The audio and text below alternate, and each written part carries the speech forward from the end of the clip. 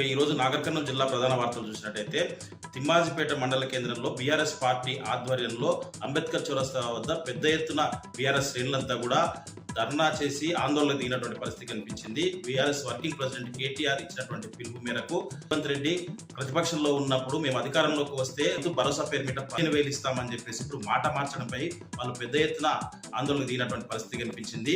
కాంగ్రెస్ ప్రభుత్వం వచ్చినప్పటి నుంచి కూడా అన్ని మాయమాటలు చెప్పి మభ్యపెడుతుందని చెప్పేసి తప్ప కాలయాపన తప్ప సంవత్సర కాలంగా రైతు భరోసా ఇవ్వకుండా ఇప్పుడు ప్రస్తుతం దాన్ని కుదించి 12,000 ఇస్తామని చెప్పడం దుర్మార్గమైనటువంటి చర్య అని చెప్పేసి ఎట్టి పరిస్థితుల్లో 15,000 రైతు భరోసా ఇచ్చే వరకు కూడా రైతుల పక్షాన బీఆర్ఎస్ పార్టీ పోరాటం చేస్తూనే ఉంటుందని చెప్పేసి కూడా వాళ్ళు తేల్చి చెప్పినటువంటి పరిస్థితి కనిపించింది.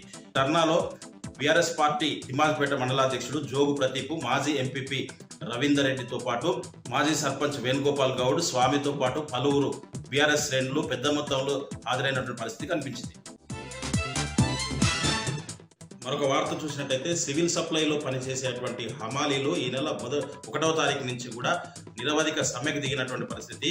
ఒప్పంద హామీలను నెరవేర్చాలని చెప్పేసి అది జీవరూపకంగా ఇవ్వాలని చెప్పేసి కూడా వాళ్ళు కల్వకుర్తి, నాగర్ కర్నూలు, అచ్చంపేట, కొల్లాపూర్ సంబంధించినటువంటి వాళ్ళు ఎక్కడికక్కడ గోదాముల వద్ద నిరవధిక సమ్మె చేస్తున్నారు. వాళ్ళకందరికీ కూడా సిఐటితో పాటు సిపిఎం నాయకులు కూడా పూర్తి సంఘీభావం ప్రకటించి వాళ్ళ సమస్యను పరిష్కారం చేయాలని చెప్పేసి వాళ్ళు డిమాండ్ చేస్తున్న పరిస్థితి కనిపిస్తూ ఉంది. అయితే అచ్చంపేటలో ఈరోజు సివిల్ సప్లైకి సంబంధించిన అమలులకు మద్దతు పలకడానికి వెళ్ళినటువంటి సిపిఎం నాయకులతో పాటు వాళ్ళను అందరినీ కూడా అక్రమంగా అరెస్ట్ చేసి పోలీస్ స్టేషన్ తరలించినటువంటి పరిస్థితి కనిపించింది. ఏదేమైనప్పటికీ వాళ్ళ సమస్యలు పరిష్కరించే వరకు కూడా సమ్మెను విరమించే ప్రసక్తి లేదని చెప్పేసి వాళ్ళు తేల్చినటువంటి పరిస్థితి కనిపించింది.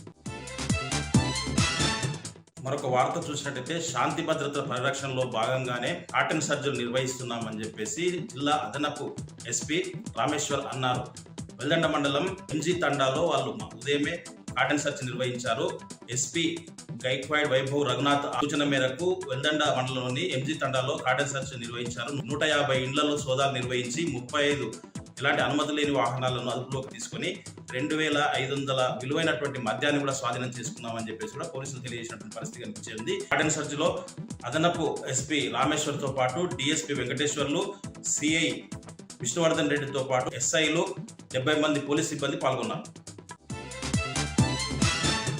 మరొక వార్త చూసినట్టయితే రంగారెడ్డి జిల్లా కర్తాల్ మండలంలోని మర్రిపల్లి, ముద్విన్, ఎక్కువాయిపల్లి, హన్మాస్పల్లి, కర్తాల్కు సంబంధించినటువంటి నిరుపేద రైతులకు సంబంధించి సన్నకారు రైతులకు సంబంధించినటువంటి భూములు కనెక్టివిటీ రోడ్డు కోసం ఓఆర్ఆర్ నుంచి త్రిబుల్-ఆర్ రోడ్డుకు కనెక్టివిటీ 100 మీటర్ల రోడ్డు సేకరించడంలో భాగంగా ఈ సన్నకారు రైతులకు ఎలాంటి నోటీసులు ఇవ్వకుండా ఆ రోడ్డుకు కనెక్టివిటీ రోడ్డు సంబంధించి 100 మీటర్లు సేకరించడానికి వాళ్ళు సర్వే చేసి కొలతలు కూడా పెడుతున్నారని చెప్పేసి వాళ్ళు ఆందోళన చెందుతున్న పరిస్థితి కనిపిస్తుంది. వాళ్ళందరికీ కూడా కర్తాల్ మాజీ జడ్పీటీసీ, ఎల్హెచ్పిఎస్ రాష్ట్ర ఉపాధ్యక్షుడు దశరథ్ నాయక్తో పాటు పలువురు నాయకులు వచ్చేసి ఎట్టి పరిస్థితుల్లో రైతుల భూములను ఇచ్చే ప్రసక్తి లేదని చెప్పేసి రైతుల పక్షాన మేము ఎంతకైనా పోరాటం చేస్తామని కూడా వాళ్ళు తీర్చినటువంటి పరిస్థితి కనిపిస్తూ ఉంది. అయితే ఆ సర్వేకి వచ్చినటువంటి అధికారులు పూర్తి పోలీసు బలగాలతో వచ్చి ఇక్కడ భయభ్రాంతులకు గురి చేస్తున్నారని కూడా వాళ్ళు చెప్తున్నటువంటి పరిస్థితి కనిపిస్తూ ఉంది. ఈ భయభ్రాంతులకు గురి చేస్తే ఎట్టి పరిస్థితుల్లో ఎవరు కూడా ఇక్కడ భయపడరని, భూములు ఇవ్వమని చెప్పేసి కూడా వాళ్ళు చెప్తున్నటువంటి పరిస్థితి కనిపిస్తుంది.